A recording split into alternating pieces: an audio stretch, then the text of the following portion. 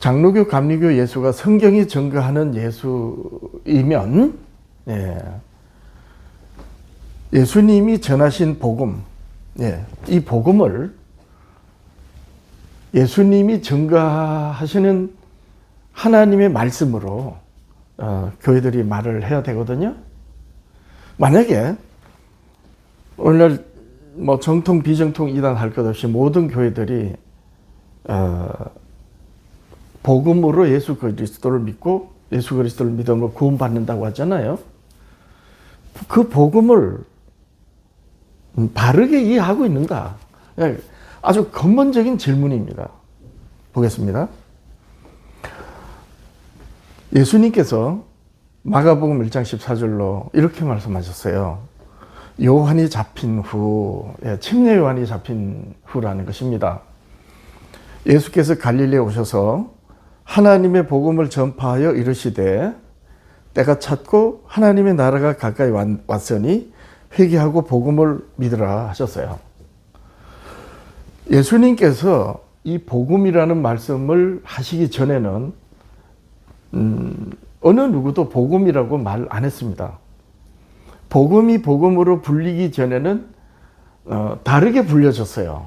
그게 뭔지 이제 내용 중에 나옵니다. 자, 이 말씀에서 주목해야 되는 게 뭐냐면 예수님이 하나님의 나라와 복음을 믿으라고 하셨는데 언제부터 하셨는가? 요한이 잡힌 후에 하셨다는 거예요. 침례 요한이죠. 그럼 침례 요한이 잡혀가기 전에, 그 전에는 예수님께서 뭐 하시는가? 요한복음 2장에 보면 가나의 혼인 잔치집에서 물을 포도주를 만드는 그런 기적도 행하셨어요. 그리고 요한복음 3장에 보면 율법사 니고데모가 예수님을 몰래 찾아와가지고 이제 예수님이 누군지 이제 의문을 가지고 대화를 하는데 예수님께서 물과 성령으로 거듭나야 된다. 하나님의 나라는 물과 성령으로 거듭난 자가 들어간다. 이렇게 말씀하셨어요. 그러면서 육으로 난 것은 육이고 영으로 난 것은 영이다. 이렇게 말씀하셨거든요. 그러니까 그 사이에 물을 포도주를 만들고 또 그 위에 여러 많은 그 병자들도 고치고 기적을 행하셨어요. 침례 요한이 잡혀가기 전에. 그런데 복음을 말씀 안 하셨단 말이에요. 이 복음은 하나님의 나라가 가까이 왔고 복음을 믿으라고 하신 이 말씀을 침례 요한이 잡힌 후부터 하셨어요. 근데 그전에는 기적을 행하셨지만은 복음이라고 하는 이 말씀을 안 하셨단 말이에요. 그 이유가 있어요. 여러분, 예수님께서 이 율법과 선지자는 누구 때까지라고 하셨습니까? 요한의 때까지라 그랬죠. 침례 요한을 가리키는 거거든요. 왜 율법과 선지자가 침례 요한의 때까지냐? 그것은 하나님이 모세와 이스라엘의 시대마다 세우신 선지자들로 예수 그리스도, 하나님의 아들 예수 그리스도를 모세와 선지자들로 증언해 오셨거든요. 그러면 나사렛에서 베들레헴에서 태어나셔서 나사렛에서 자라셔서 이제 공생애를 시작하는 나사렛 인자 예수, 우리와 똑같은 사람인 예수가 하나님이 보내신 하나님의 아들이고 이스라엘이 앙망해오던 그 메시아다, 그리스도라는 것을 누가 밝혀야 되죠? 하나님이 모세와 선지자들로 시대마다 세우신 선지자들로 예수님을 증언하셨기 때문에 이제는 침례 요한으로, 왜 침례 요한이냐면 침례 요한의 눈앞에 누가 지금 있는 거예요? 예수님이 침례 요한하고 지금 같은 시대에 있잖아요. 그러니까 침례 요한 전에는 하나님이 모세와 선지자들로 하나님이 보내신 하나님의 아들 오실 메시아를 예언하셨어요. 그죠? 그럼 침례 요한은요, 오신 메시아를 밝혀야 되는 거예요. 예. 그래서 예수님이 침례를 받으시려고 침례요한 앞에 왔을 때, 올 때 침례요한이 뭐라 그랬습니까? 보라, 세상째 지고 가는 어린 양이로다. 예수님을 이렇게 가리키면서 침례요한이 밝혔잖아요. 이것은 침례요한이 밝힌 것이지만 사실은 하나님이 침례요한으로 예수 그리스도 나사렛 인자 예수가 하나님이 보내신, 내가 보낸 너희들이 앙망하고 기다리는 그 메시아다라고 침례안으로 이제 밝혀주시는 거예요.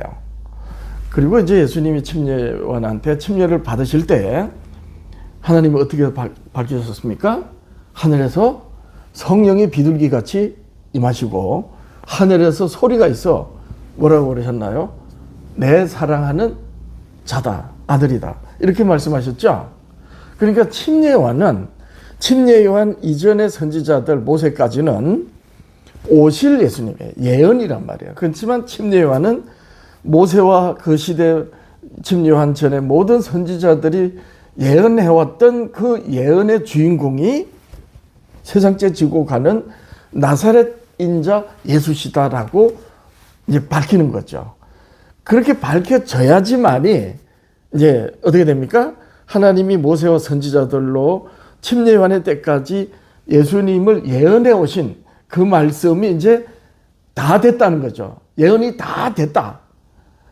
예수님은 하나님 아버지께서 선지자들로 자기에 관한 예언이 다 마치시기를 기다리신 거예요.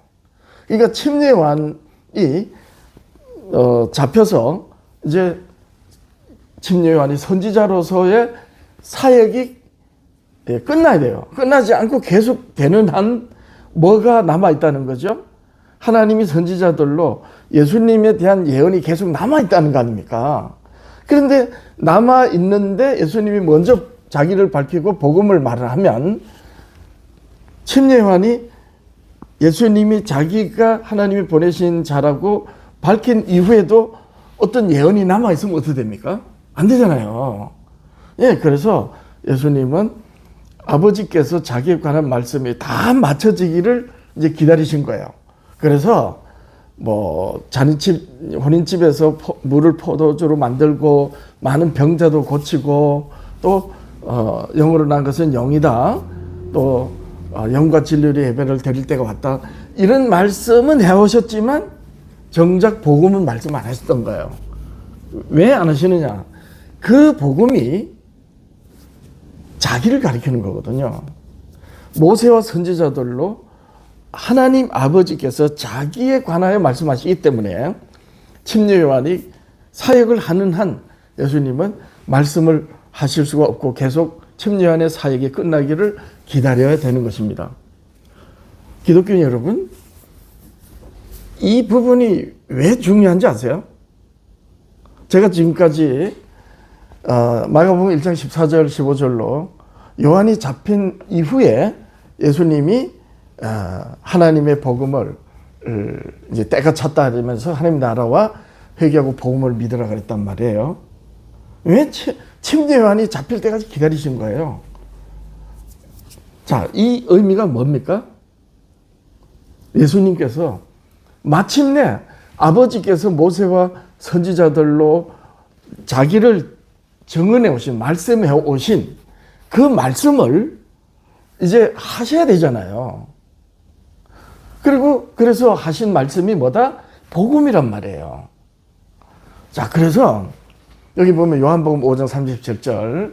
여러분, 요한복음 5장은 1절에서부터 마지막 절까지 전부 선지자들로 하나님 아버지께서 자기를 증언하신 말씀이라고 밝히는 말씀이에요. 그러면서 이 5장 37절에서 마지막 절까지가 하나님의 복음의 핵심이 뭔지를 이제 밝히는 겁니다. 보시면 또한 나를 보내신 아버지께서 친히 나를 위하여 정언하셨느니라 그랬거든요. 이거 좀 바뀌었네. 친히 나를 위하여 정언하셨느니라 그랬습니다. 그러니까 모세부터 시작해서 침례요한 때까지 이스라엘의 선지자들로 예수님에 관하여 정언하신 말씀이 끝나야지만이 아버지의 말씀을 다 이루는 복음의 주인공으로서 자기를 밝히고 복음대로 공생애를 사시고 복음대로 아버지의 뜻을 다 이루시는 것이거든요. 그러니까 침례 요한이 잡혀갈 때까지, 침례 요한이 선지자로서의 사명이 끝날 때까지 예수님은 기다리고 계신 겁니다. 자, 그러면 제가 지금 뭔 말했죠? 침례 요한으로 하나님의 복음이 예수 그리스도를 가리킨다. 그죠? 아버지께서, 나를 보내신 아버지께서 친히 나를 위하여 정언하셨다. 자, 그러면 여기서 이런 질문이 돼요. 정통을 주장하는 장로교, 감리교, 기독교인 여러분, 복음이 뭐라는 겁니까? 예수님이 회개하고 복음을 믿으라 하신 이 복음이 뭐냐는 거예요. 복음이 뭐예요? 모세와 시대마다 세우신 선지자들로 아버지께서 말씀하신 예수 그리스도에 관하여 말씀하신 그 말씀이 뭐다? 복음이란 말이에요. 그러니까 모세의 글이 복음이란 말입니다.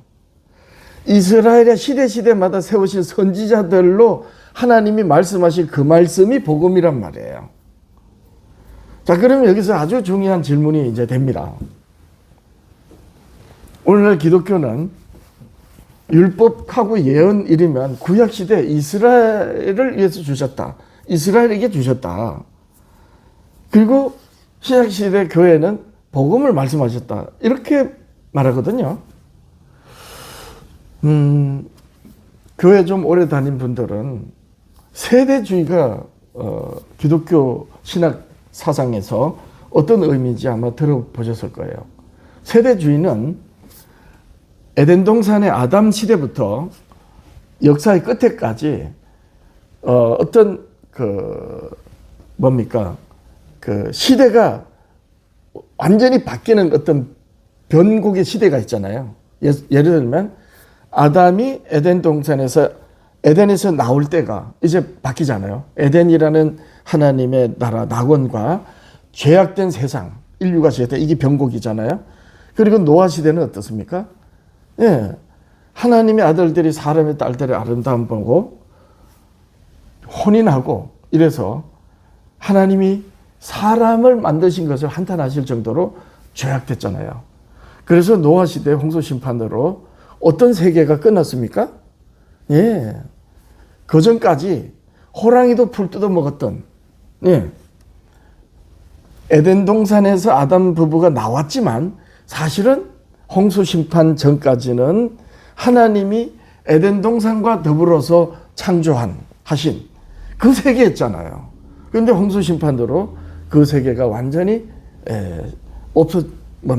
멸망이라고 해야 되겠죠. 없어지고 완전히 새로운 시대가 되는 겁니다. 그리고 애굽에 들어간 아브라함의 자손들이 출애굽을 하잖아요. 그럼 애굽이라는 세상에서 이제 가나안을 향한 어떤 그런 삶의 어떤 변곡이 되지 않습니까? 이렇게 시대마다 어떤 중요한 어떤 사건, 어떤 일로 이전 시대와 그 전 시대와 그 이후 시대가 완전히 달라지는 이런 역사의 변곡을 전후로 해서 하나님의 구원의 어떤 구원을 이루시는 방편이나 그 방법이 다르다라고 말하는 게 바로 세대주의예요. 자, 이렇게 되니까 예수님이 이 땅에 오셔서 십자가에 희생되시고 부활하시고 오순절로 이제 교회를 세우셨잖아요. 이러니까 이 신약 시대, 교회 시대 그전에는 율법 시대라. 하나님이 율법으로 구원을 이루셨고 교회 시대 예수님이 희생 이후로는 예수님을 믿음으로 구원을 받는다. 그래서 율법과 선지자는 구약 시대 이스라엘에게 주신 것이고 이제는 예수님을 믿으면 되는 복음 시대가 되었다라고 이 예수님의 십자가 희생과 오순절 교회가 세워진 그 시점으로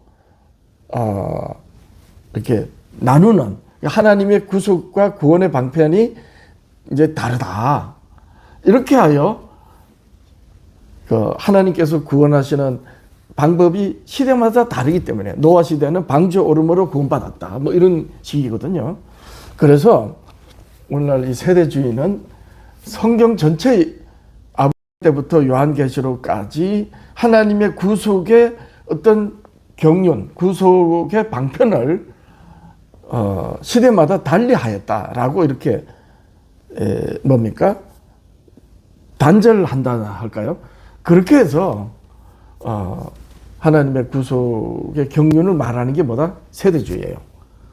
그래서 오늘날 교회들은 대부분 보면 이스라엘로 하나님이 구원하시는 방편과 교회 시대 구원의 방편이 다르다. 그러면서 난 사상이 어떤 사상이냐? 네, 바로 칼뱅주의를 하는 그 장로교나 침례교 이런 교회들은 율법 폐기론을 말하는 거예요. 웨슬레 사상을 한 감리교와 성결교 또 이런 구세군 이런 교회들은 율법은 폐기됐다고는 안 하지만 사실 율법을 안 지키잖아요. 율법을 따라서 신앙하지는 않잖아요. 그래서 이게 세대주의의 어떤 영향이거든요. 여러분, 만약에 이렇게 되면 어떤 문제가 생깁니까? 하나님께서 예수 그리스도를 보내시고 예수님에 관하여 말씀을 누구로 하셨다? 모세와 선지자들로 하셨다. 그런데 구약 시대를 율법 시대라고 딱 잘라버리면 그래서 율법과 이 교회 시대의 복음, 은혜 시대를 갈라버리면 결국 그렇게 해서 극단적으로 난 사상이 뭐냐면 율법 폐기론이 되는 거예요.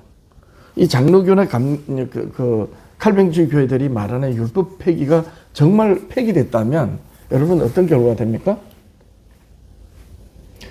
뭘 폐기했다는 거예요? 하나님이 선지자들로 누구를 정언하신 말씀을 폐했다? 예수 그리스도를 정언하신 말씀을 폐했다는 거예요. 이걸 교회들이 생각을 못하는 겁니다. 이제 계속해서 설명하겠지만 여러분 성경은 하나님께 대한 죄를 뭘로 깨닫는다 하셨나요? 사도 바울이 간증했죠. 자기가 율법을 깨닫지 못했을 때 유대주의 사상으로 예수님을 유대인들이 죽였잖아요. 그런 사상에 투철하고 아주 유대주의로 신봉을 했던 사도 바울이 다메섹 도상에서 예수님을 만나게 되지 않습니까? 환상 가운데. 이후에 사도 바울은 사울이 바울로 불리면서 하나님의 사도로 칭하셨어요. 그렇게 해서 율법의 의로는 흠이 없다고 했던 사도 바울이 뭐라고 간증했느냐? 율법으로 죄를 깨닫는다고 하셨잖아요. 그러면 율법 폐기론을 말하는 교회들 한번 생각해 보세요. 율법이 폐기됐다면 뭘 폐기했다는 거예요? 하나님이 모세로 누구에 관하여 말씀하신 것을 폐했다? 예, 예수님에 관하여 말씀하신 것을 폐했다. 자, 이렇게 되는 겁니다. 자, 그리하여 모세와 율법과 선지자는 침례 요한의 때까지라고 하신 이 말씀의 의미를 잘 알아야 되는데 잘 안다는 게 뭡니까? 왜 침례 요한의 때까지라고요? 하나님이 모세와 시대마다 세워진 선지자들로 그리고 침례 요한의 때까지 누구를 말씀하셨다고? 예수 그리스도. 예수님을 말씀하셨단 말이에요.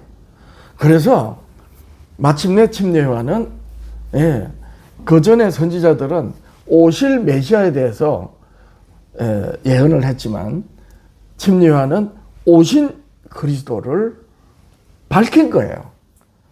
보라, 세상째 지고 가는 어린 양이로다. 자, 침례 요한이 이렇게 예수님에 대하여 밝힐 때에 예수님 입장에서는 마침내 아버지께서 나를 직접 밝히신다라고 이렇게 예수님께서 아시고 이때부터 비로소 복음을 전파하신 것입니다. 여기서 이제 하나 제가 읽어드릴게요. 사도 요한은 이렇게 말씀하셨어요. 요한일서 5장 5절 이하에 보면 하나님이 예수님을 직접 증언하신 것을 사도 요한이 편지를 보낸 겁니다. 침례 요한 전까지는 모세와 선지자들로 오실 예수님에 대하여 하나님이 선지자들로 말씀하셨지만 이제 오신 예수 그리스도에 관해서는 하나님이 직접 증언하셨다고 이제 요한이 밝힙니다. 요한일서 5장 5절에서 8절, 9절 이렇게 읽습니다. 예수께서 하나님의 아들이심을 믿는 자가 아니면 세상을 이기는 자가 누구뇨? 이는 물과 피로 임하신 자니 곧 예수 그리스도시라. 물로만 아니요 물과 피로 임하셨고 증거하는 이는 성령이시니 성령은 진리니라. 증거하는 이가 셋이니 성령과 물과 피라. 또한 이 셋이 합하여 하나이니라. 자, 왜 이 성령과 물과 피라고 하셨느냐면 하나님이 그전에는 모세와 선지자들로 오시는 예수 그리스도에 대하여 하나님이 예언을 하셨지만 침례 요한의 때는 어떻게 했어요? 직접 밝혔단 말이에요. 예수님이 침례 요한에게서 침례를 받으실 때에 하늘에서 성령이 임하셨고 또 예수님이 물에 직접 침례를 받으셨잖아요. 그리고 예수님이 십자가의 희생 또한 아버지께서 직접 관여하신 거예요. 그래서 하나님이 이 물과 성령과 물과 피 이 셋이 예수 그리스도를 증언하신다고 하는 사도 요한의 이 증언은 하나님 아버지께서 직접 증언하셨다는 거 밝히는 것입니다. 그전에는 침례 요한 그전에는 예언이었죠. 이렇게 되는 것입니다. 그래서 만일 우리가 사람의 증거를 받을진대 하나님의 증거는 더욱 커도다. 하나님의 증거는 이것이니 그의 아들에 관하여 증언하신 것이니라. 자, 요한일서 5장 이제 10절 있습니다. 하나님의 아들을 믿는 자는 자기 안에 증거가 있고 하나님의 아들을 믿는 예수 그리스도를 믿는 그 사람 안에 믿는 믿음의 증거가 있다는 거예요. 하나님을 믿지 아니하는 자는 하나님을 거짓말하는 자로 만드나니 이는 하나님께서 그 아들에 관하여 증언하신 증거를 믿지 아니하였습니다. 이렇게 되는 겁니다. 그러니까 하나님이 그의 아들에 관하여 증언하신 증거를 믿지 않는 거예요. 하나님의 아들을 믿지 않는 자. 근데 하나님의 아들 예수 그리스도를 믿는 자는 증거가 있는데 그 증거가 뭐라는 겁니까? 하나님이 그의 아들에 관하여 증언하신 증거라는 거예요. 그러니까 하나님께서 예수 그리스도에 관하여 증언하신 증언의 말씀을 누구로 하셨다? 모세와 요한의 침례 요한의 때까지 시대마다 세우신 선지자들로 해오셨다. 따라서 만약에 율법이 폐해졌다면 그럼 어떻게 되는 거예요? 예수님에 관한 증거를 폐한다는 것이죠. 있을 수 없는 것입니다. 유대인들은 그러면 왜 그 증거의 말씀을 가지고 있으면서도 그리스도를 몰랐느냐? 그것은 유대인들이 모세의 글과 선지자의 글을 가지고 하나님을 여호와로 믿으면서 창조주라고 믿고 오시는 그리스도 메시아를 기다리면서도 모세와 선지자들로 말씀하신 그 말씀이 예수 그리스도에 관한 증거의 말씀이라는 걸 놓쳤단 말이에요. 법적으로만 대한 거예요. 이방인들과 구별된 이스라엘 백성들이 이방인들과 같이 그렇게 살지 말라고 하는 법으로만 됐단 말이에요. 그 율법이 예수 그리스도를 증거하는 말씀입니다. 그 예수 그리스도를 증거하려면 어떻게 해요? 율법을 지켜서 이방인들하고 구별되어야 되잖아요. 구별되지 않으면 어떻게 됩니까? 하나님을 잃어버릴 거 아닙니까? 우상숭배하고.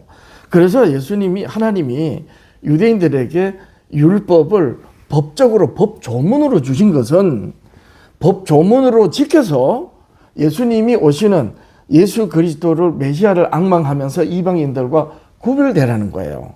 근데 유대인들은, 이스라엘 백성들은 이방인들과 섞이지 않으려고 법은 지켰는데 그 법이, 율법이 예수님을 가리키는 말씀이라는 것을 놓쳐버린 거예요.